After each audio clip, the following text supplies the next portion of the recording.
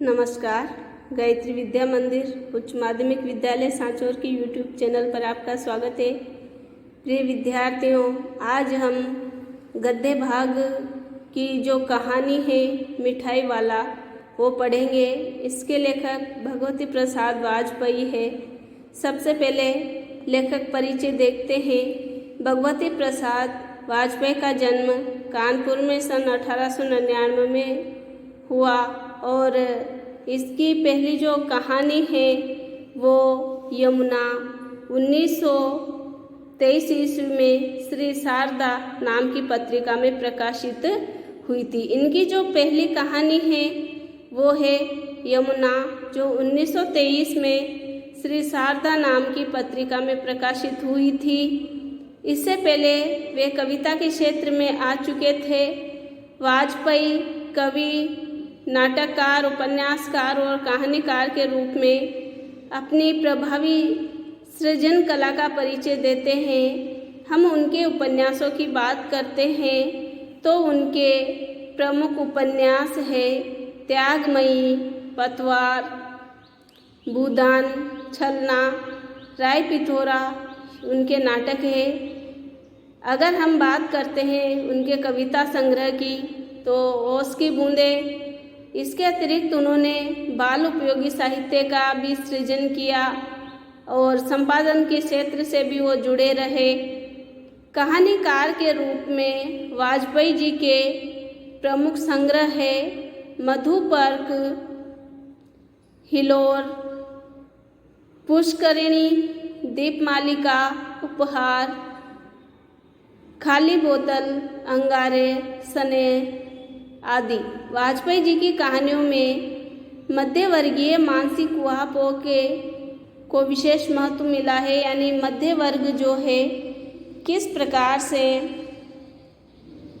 अपना जीवन व्यतीत करता है, ऐसे प्रश्न उन्होंने देखे हैं और बदलते समाज और बदलते वातावरण एवं नए प्रश्नों और समस्याओं को वाजपेयी जी ने अधिक महत्व दिया है। उन्होंने कुछ कहानियाँ समाज की विकृत परंपराओं का विकृत रूप है, जो रूढ़ियाँ हैं, जो कुरीतियाँ हैं, बुराइयाँ हैं आदि को लेकर लिखी है। तो कुछ कहानियों में विभिन्न वर्गों के बीच की दूरी, कटुता, कड़वापन, अविश्वास, घृणा का सटीक चित्रण किया है। उनकी कहानी में कहीं प्रेमचंद के आदर्शोन्मुख सामाजिक यथार्थ के दर्शन होते हैं तो कहीं शरद चंद्र की भावुकता और मार्मिकता भी दिखाई देती है। और वाजपेयी जी की कहानियाँ आकार की दृष्टि से प्राय छोटी होती है, परंतु उनमें व्यंजकता होती है। कथानक अल्प होते हुए भी कहानियाँ तीव्र घटनाक्रम से बांधे रखती है। शीर्षक आकर्षक और व्यंजनात्मक होते हैं। भाषा की स्वाभाविकता और कहने का विशिष्ट ढंग वाजपेयी जी की कहानियों की निजी विशेषताएं हैं। और यहाँ पर हम देखते हैं पाठ परिचय। मिठाई वाला कहानी में लेखक ने बाल मनोविज्ञान के विविध कोणों को प्रस्तुत किया है। बाल सुलभ चंचलता, आकर्षण, हट, मन की विविध भंगिमाएं इस कहानी में देखी जा सकती है। यह कहानी मानव मन में छिपे वात्सल्य, प्रेम और उनके समर्पण भाव की जीती जागती कहानी है। मानव अपने हृदय के अभाव को पूर्ण करने के लिए किस प्रकार स्वयं को विश्व से जोड़कर संतुष्टि प्राप्त कर सकता है, इसका प्रकट उदाहरण ये कहानी है। यहाँ पर कहने का भाव यह है कि वाजपेयी जी की जो कहानी है इसमें मनुष्य अगर दुखी है और प्रसन्न रहना चाहता है तो इस संसार में रह कर के वो अपनी खुशियाँ खोज सकता है।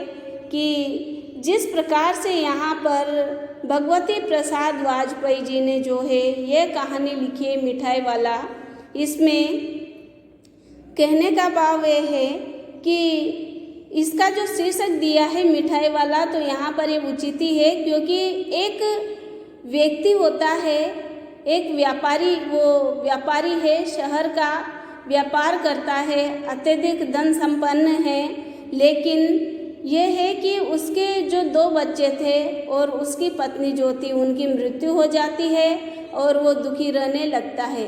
तो इस संसार में रह कर के वो दूसरों में अपना सुख खोजता है और सुख प्राप्त कर लेता है। तो यहाँ पर दुखी व्यक्ति जो होता है वो इस संसार में रहकर सुखों को प्राप्त कर सकता है, किसी भी वस्तु में वो अपनापन देख सकता है, प्रेम प्रकट करके उसके प्रति और सुख प्राप्त कर सकता है। तो यहाँ पर ये जो कहानी है मिठाई वाला, इसमें एक व्यापारी होता है, शहर का प्रतिष्ठित व्यापारी, जो गांव-गांव मिठाई बेचता है और जो गांव में गलियों में मिठाई बेचकर जो बच्चे मिठाई लेने के लिए एकत्रित होते हैं उनमें अपने बच्चों की झलक देखता है और उनके प्रति प्रेम प्रकट करके स्वयं संतोष अपनाता है। संतोष का भाव उसके मन में उत्पन्न होता है और अत्यधिक ही उत्सुक और प्रसन्न चित्त दिखाई देता है, क्योंकि वो गलियों में घूम घूम कर मिठाई वाला और बच्चों का दिल बहलाने वाला कहता फिरता है। इतने में बच्चे बहुत सारे आकर एकत्रित हो जाते हैं और मिठाई खरीदते हैं। तो यहाँ पर उन बच्चों में यानी उनमें अपना सुख प्राप्त करता है। इस कहानी से हमें यह संदेश प्राप्त हुआ है, यह प्रेरणा मिली है कि व्यक्ति चाहे तो दुख में भी सुख प्राप्त कर सकता है। इस संसार में जो है वो सुख प्राप्त कर सकता है। यहाँ पर मिठाई वाला जो है पहले खिलौने बेचने आता है और कहता फिरता है कि बच्चों का मन बहलाने वाला खिलौना वाला। फिर उसके कई समय बीत जाते हैं तो बीत जाता है। उसके बाद वो जो है मुरलियाँ बेचता है, बांसुरियाँ बेचता है, मुरली लेकर के आता है और इसी प्रकार से बच्चों का मन बहलाता है, स्वयं का भी मन बहल जाता है और उन बच्चों में वो अपने बच्चों की झलक देखता है और अत्यधिक प्रसन्न होता है और इसके बाद फिर वो जो है मिठाई बेचता है। तो यहाँ पर बच्चे उसके स्वर को सुन कर के दौड़े चले आते हैं और उन बच्चों में वो अपने बच्चों की झलक देखते हैं। आइए विद्यार्थियों, हम मूल पाठ जो है वो पढ़ते हैं। बहुत ही मीठे स्वरों के साथ वह गलियों में घूमता हुआ कहता, बच्चों को बहलाने वाला खिलौने वाला। यानी कि सबसे पहले वह जो है खिलौने बेचता है और इस अधूरे वाक्य को वह ऐसे विचित्र किंतु मादक मधुर ढंग से गाकर कहता है कि सुनने वाले एक बार अस्थिर हो उठते। उसके स्नेहाभिक्त यानी प्रेम से गीले हुए कंठ से फूटा हुआ उपयुक्त गान सुनकर निकट के मकानों में जो भी बच्चे रहते थे वो सुनकर के और मिठाई खरीदने आ जाते थे और हलचल मच जाती थी गली मोहल्ले में कि खिलौने वाला आया है। और छोटे छोटे बच्चों को अपनी गोद में लिए हुए युवतियाँ चीकों को उठाकर, यहाँ पर चीकों का अर्थ है जालीदार जो पर्दे होते हैं उन्हें उठा कर के और छज्जों पर नीचे झांकने लगती है।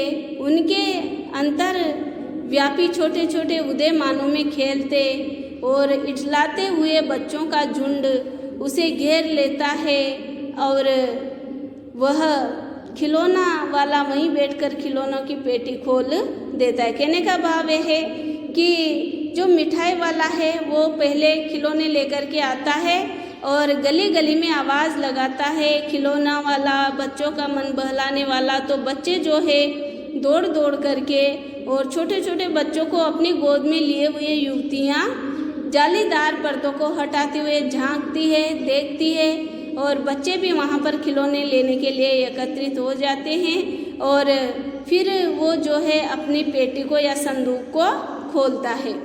बच्चे खिलौने देखकर प्रसन्न हो उठते हैं, पुलकित हो उठते हैं, यानी प्रसन्न हो उठते हैं।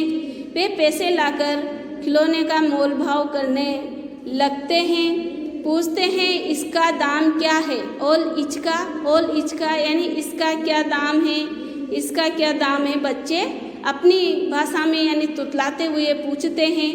खिलौने वाला बच्चों को देखता है और उनकी नन्ही नन्ही उंगलियों से पैसे लेता है और बच्चों की इच्छानुसार उन्हें खिलौने दे देता है। खिलौने लेकर के बच्चे फिर उछलने कूदने लगते हैं। तब फिर खिलौने वाला उसी प्रकार गाकर कहता है, बच्चों को बहलाने वाला खिलौने वाला। सागर की हिलोर की भांति उसका ये मादक यानी नशीला गान गली भर के मकानों में इस ओर से उस ओर तक लहराता हुआ पहुंचा और खिलौना वाला आगे बढ़ जाता है। कहने का भाव ये है कि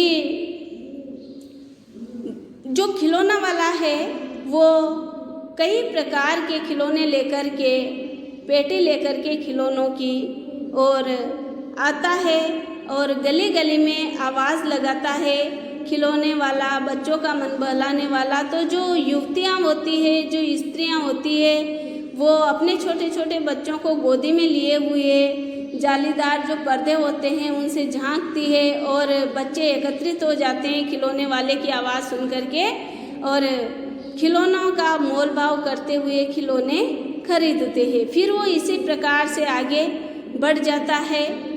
राय विजय बहादुर के बच्चे भी एक दिन खिलौने लेकर घर आए। वे दो बच्चे थे, चुन्नू और मुन्नू। चुन्नू जब खिलौने ले आया तो बोला, मेला घोला केचा छुंदले। यानी यहाँ पर राय विजय बहादुर के दो बच्चे हैं, वो भी चुन्नू, एक का नाम चुन्नू है, एक का नाम मुन्नू है। वो भी खिलौने लेने की जिद करते हैं और खिलौने लेकर के आते हैं तो बोलते हैं, बतियाते हैं कि मेरा घोड़ा कैसा सुंदर है, मेरा घोड़ा कितना सुंदर है। और मुन्नू बोलता है, ओए देख मेरा कैसा सुंदर है। दोनों अपने हाथी घोड़े लेकर घर भर में उछलने लगते हैं। इन बच्चों की माँ रोहिणी होती है। इनके पिताजी का नाम तो है विजय बहादुर और माँ का नाम है रोहिणी। जो है उनसे पूछती है, कुछ देर तक खड़े खड़े उनको खेल निरखती रहती है, देखती रहती है और फिर बच्चों से पूछती है कि अरे ओ चुन्नू मुन्नू, ये खिलौने तुमको कितने में दिए हैं। मुन्नू बोला, 2 पैसे में खिलौने वाला दे गया है, कि 2 पैसों में खिलौने वाला दे गया। रोहिणी सोचने लगी, इतने सस्ते कैसे दे गया, ये तो वही जाने, लेकिन दे तो गया ही, इतना तो निश्चय है। यानी कि रोहिणी के मन में जो है चुन्नू मुन्नू विजय जो है उसके दोनों बच्चे हैं और रोहिणी राय विजय बहादुर के दोनों बच्चे हैं और रोहिणी उन बच्चों की माँ है। तो यहाँ पर दोनों बच्चे जब खिलौने लेकर आते हैं तो रोहिणी उनसे प्रश्न करती है कि तुम्हें खिलौने कितने में दिए। तो यहाँ पर बच्चे जो है कहते हैं 2 पैसे में दिए हैं। उसके मन में अनेक प्रकार के प्रश्न उठते हैं। वो सोचती है कि इतने सस्ते खिलौने कोई कैसे दे सकता है और दे गया ये तो निश्चय है। एक जरा सी बात ठहरी, रोहिणी अपने काम में लग गई। फिर कभी उसे इस पर विचार करने की आवश्यकता भी नहीं पड़ी। यहाँ पर कहानी का दूसरा अंक है। फिर 6 महीने निकल गए। इसके बाद नगर भर में 2-4 दिनों से एक मुरली वाले के आने का समाचार फैल गया। 6 महीने बीत गए। उसके बाद एक मुरली वाले के आने का समाचार फैल गया और लोग कहने लगे, भाई वाह, मुरली बजाने में एकदम उस्ताद है। उस्ताद यानी कुशल, दक्ष। मुरली बजाकर गाना सुनाकर वह मुरली बेचता भी है, सो भी 2-2 पैसे में। भला इसमें उसे क्या मिलता होगा। मेहनत भी तो नहीं आती होगी उसकी। एक व्यक्ति ने पूछ लिया, कैसा है वो मुरली वाला, मैंने तो उसे नहीं देखा। यानी पहले तो वो खिलौने बेचने आया, उसके बाद 6 महीने बीत गए और कुछ 6 महीने बाद फिर वही व्यक्ति जो है मुरली बेचने आता है और उसी प्रकार से गली गली में घूम कर के आवाज़ लगाता है। बच्चे एकत्रित हो जाते हैं और बड़े भी आपस में बतियाते हैं, बातें करते हैं। कुछ कहते हैं कि भाई कैसा है वो व्यक्ति, हमने उसे नहीं देखा है और वो इतनी चीज़ें, इतनी सस्ती मुरलियाँ और खिलौने कैसे बेचता है। उत्तर मिला, उम्र तो उसकी अभी अधिक न होगी, यही 30-32 का होगा। यानी कि वो जो मुरली बेचने वाला जो व्यक्ति है वो 30-32 साल का है, दुबला पतला गोरा युवक है और बीकानेरी रंगीन साफा बांधता है। यह उसकी विशेषता है कि वो व्यक्ति जो है इस कहानी का जो मुख्य पात्र है मिठाई वाला, और मिठाई से पहले वो जो है खिलौने बेचता है, मुरलियाँ बेचता है। तो उसकी विशेषता है कि वो जो है बीकानेरी रंगीन साफा बांधता है और 30-32 साल का दुबला पतला गोरा युवक है। ये उसकी विशेषता है। वही तो नहीं जो पहले खिलौने बेचा करता था। यानी लोगों में आपस में बातें होती है कि क्या ये मुरली वाला वही तो नहीं है जो पहले खिलौने बेचा करता था। हाँ, जो आकार प्रकार तुमने बताया उसी प्रकार का वो भी था कि जैसे आप ये बता रहे हैं वो भी दिखने में वैसा था। प्रतिदिन इसी प्रकार उस मुरली वाले की चर्चा गली गली में होने लगी और नगर की प्रत्येक गली में उसका मादक यानी मधुर कोमल स्वर सुनाई पड़ता। बच्चों को बहलाने वाला मुरलिया वाला अब वो जो है मुरलियाँ बेचने लगा था। रोहिणी ने भी मुरली वाले का यह स्वर सुना और तुरंत ही उसे खिलौने वाले का स्मरण हो आया, यानी खिलौने वाले की याद आ गई। रोहिणी जो चुन्नू और मुन्नू की माँ थी, यानी जो था विजय बहादुर उसकी पत्नी चुन्नू मुन्नू की माँ। यहाँ पर रोहिणी ने भी मुरली वाले का स्वर सुना, तुरंत ही उसे खिलौने वाले का स्मरण हो आया, यानी खिलौने वाले की याद आ गई कि वो भी किस प्रकार से खिलौने बेचा करता था। और रोहिणी उठकर अपने पति विजय बाबू के पास गई। ज़रा उस मुरली वाले को बुलाओ और अपने पति से कहने लगी कि थोड़ी देर के लिए उस मुरली वाले को यहाँ बुलाइए, तो चुन्नू मुन्नू के लिए मुझे भी मुरलियाँ लेनी है। क्या पता फिर इधर न आए और उधर से ही निकल जाए। वे भी जान पड़ता है पार्क में खेलने के लिए गए हैं और जो बच्चे हैं वो भी पार्क में खेलने के लिए जाते हैं। विजय बाबू एक समाचार पत्र पढ़ रहे थे।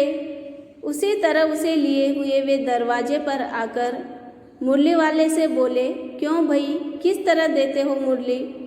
किसी की टोपी गली में गिर पड़ी, किसी का जूता पार्क में ही छूट गया और किसी को सोथनी यानी पजामा ही ढीली होकर लटक गई।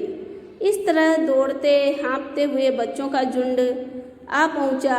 एक स्वर से सब बोल उठे, अब भी लेंदे मुरली और हम भी लेंदे मुरली। यानी बच्चे जो है वो पार्क में खेल रहे थे और इधर जो है मुरली वाला, बच्चों का मन बहलाने वाला मुरली वाला इस प्रकार का स्वर जो है प्रकट करता हुआ आता है।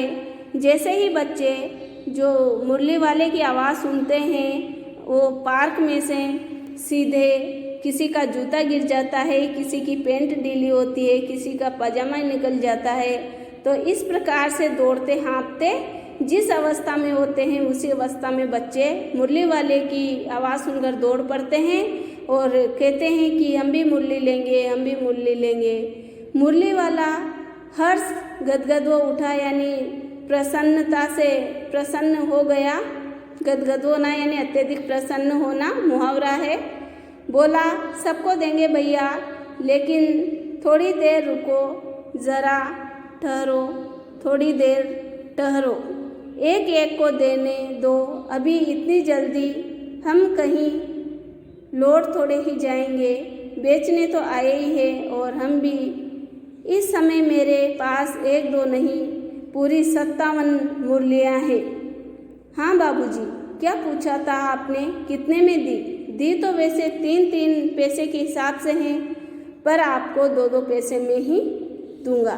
तो यहाँ पर किस प्रकार से मुरली वाले का शोर सुनकर बच्चे प्रसन्न होते हुए आते हैं और मुरली का मोल भाव करते हुए मुरली खरीदते हैं। बाल स्वभाव जो होता है, बच्चे जिस अवस्था में होते हैं उसी अवस्था में दौड़े चले आते हैं और मुरली खरीदते हैं। और विजय बाबू भीतर बाहर दोनों रूपों में मुस्कुरा दिए, मन ही मन कहने लगे, कैसा है, देता तो सबको इसी भाव से है, पर मुझ पर उल्टा एहसान लाद रहा है। यानी मुरली वाले ने कहा था कि भाई देता तो मैं 3-3 पैसे में हूँ, लेकिन तुम्हें 2 पैसे में ही दूंगा। तो विजय बाबू सोचते हैं कि ये देता तो 2 पैसे में ही है, लेकिन मुझे कैसे 3 पैसे बता रहा है। तो यहाँ पर जो है उल्टा एहसान लाद रहा है, ऐसा विजय बाबू सोचते हैं। फिर बोले, तुम लोगों की झूठ बोलने की आदत होती है, देते होंगे सभी को 2-2 पैसों में, पर एहसान का बोझा मेरे ही ऊपर लाद रहे हो, यानी ऐसा लग रहा है जैसे कि मुझ पर एहसान कर रहे हो। मुरली वाला एकदम अप्रतिभ हो उठा, अप्रतिभ यानी उदास। मुरली देखो, यहाँ पर प्रश्न बनता है कि मुरली वाला एकदम उदास क्यों हो उठा, क्योंकि उस पर अविश्वास किया गया कि देता तो सबको 2-2 पैसे में है, लेकिन ये एहसान मुझ पर लाद रहा है। तो यहाँ पर उस पर से विश्वास उठ चुका था, इसीलिए वो उदास हो गया। बोला, आपको क्या पता बाबूजी कि इनकी असली लागत क्या है, यानी असली खर्चा क्या है। यह तो ग्राहकों का दस्तूर होता है कि दुकानदार चाहे हानि उठाकर चीज़ क्यों न बेचे, पर ग्राहक ये समझते हैं दुकानदार मुझे लूट रहा है। आप भला काहे को विश्वास करेंगे, लेकिन सच पूछिए तो बाबूजी असली दाम 2 ही पैसा है। आप कहीं से 2 पैसे में मूल्य नहीं पा सकते। मैंने तो पूरी 1000 बनवाई थी, तब मुझे इस भाव पड़ी है। यानी मुरली वाला जो है वो विजय बाबू को समझाता है कि आपने मुझ पर अविश्वास किया है, मैं सबको ये मुरली 2 पैसे में ही बेचता हूँ, और लेकिन मैंने पूरी 1000 मुरलियाँ बनवाई है, तब ये मुरलियाँ मुझे 2 पैसों की पड़ी है। विजय बाबू बोले, अच्छा मुझे ज़्यादा वक्त नहीं है, जल्दी से 2 ठो निकाल दो, यानी 2 निकाल दे। ठो जो आया है ये संख्या के साथ बोला जाता है। 2 मुरलियाँ लेकर विजय बाबू फिर मकान के भीतर पहुंचा और मुरली वाला देर तक उन बच्चों के झुंड में मुरलियाँ बेचता रहा। उसके पास कई रंग की मुरलियाँ थी। बच्चे जो रंग पसंद करते मुरली वाले उसी रंग की मुरली निकाल देता था। यानी जो मुरली वाला था मुरलियाँ बेच रहा था, उसके पास रंग बिरंगी अनेक प्रकार की मुरलियाँ थी। जैसे बच्चों को पसंद आती थी वैसे ही मुरली वो बच्चों को दे देता था। यह बड़ी मुरली है, तुम यही ले लो बाबू। राजा बाबू तुम्हारे लायक तो बस यह है। हाँ भैया, तुमको वही देंगे, ये लो। तुमको वैसी ना चाहिए, यह नारंगी रंग की, अच्छा वही लो। ले आए पैसे, अच्छा ये लो तुम्हारे लिए, मैंने पहले से ही निकाल रखी थी। तुमको पैसे नहीं मिले, तुमने अम्मा से ठीक तरह से मांग नहीं की होगी। धोती पकड़कर पैरों में लिपटकर अम्मा से पैसे मांगे जाते हैं बाबू। यानी मुरली वाला जो है बच्चों को बता रहा है कि भाई किस प्रकार से माँ से पैसे निकलवाए जाते हैं। माँ के पैरों में लिपट करके पैसे निकलवाए जाते हैं। हाँ फिर जाओ, अब की बार मिल जाएंगे, दुअन्नी है। तो क्या हुआ, ये लो पैसे वापस लो। ठीक हो गया ना हिसाब, मिल गए पैसे। देखो मैंने तरकीब बताई। अच्छा अब तो किसी को नहीं लेना है, सब ले चुके। तुम्हारी माँ के पास पैसे नहीं है, अच्छा तुम भी ये लो, अच्छा तो अब मैं चलता हूँ। इस तरह मुरली वाला फिर आगे बढ़ गया। कहने का मतलब ये है कि मुरली वाला बच्चों का मन प्रसन्न करने के लिए और बच्चों में अपने बच्चों का सुख प्राप्त करना चाहता था, इसीलिए वो गली गली घूमकर मुरलियाँ बेचता है। आगे की कहानी हम कल पढ़ेंगे। धन्यवाद। और आगे जो है वीडियो को शेयर किया करो। धन्यवाद।